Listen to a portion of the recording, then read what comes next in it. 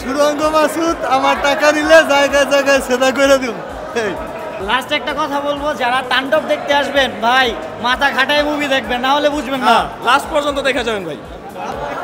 গল্পে গল্পে টুইস্ট আছে, এটা যারা মুভি দেখতে আসবে তারাই উপলব্ধি করতে পারবে, তাছাড়া কেউ করতে পারবে না। কারণ এখানে স্টোরিটাকে 3 থেকে 4টা ধাপে বিভক্ত করা হয়েছে।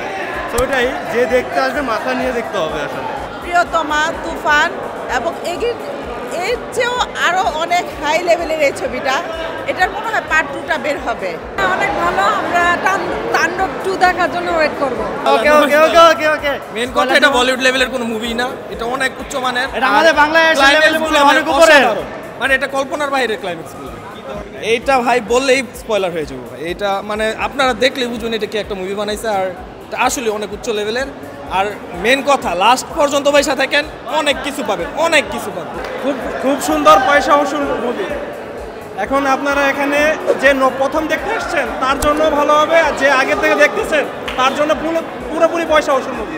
না, অ্যাকশনও ছিল, প্লাস আপনার হলো আমাদের দেশের যে যুব সমাজের এই যে চাকরির ক্ষেত্রে যেটা, সেটাও প্রকাশ পেয়েছে। প্লাস এটার মধ্যে অনেক কিছু বহিঃপ্রকাশ ঘটেছে। হ্যাঁ, সব কিছু মিলে অসাধারণ একটা ছবি ছিল। এই আমাদের যে বড় বড় যে মানে সমসাময়িক সমস্যা নিয়ে তুলে ধরা হয়েছে, যেমন রাজনীতিবিদরা যেমন তাদের কর্মকাণ্ড তুলে ধরা হয়েছে, যেটা সত্য, বাস্তব সত্য, এরকমই হয়েছে।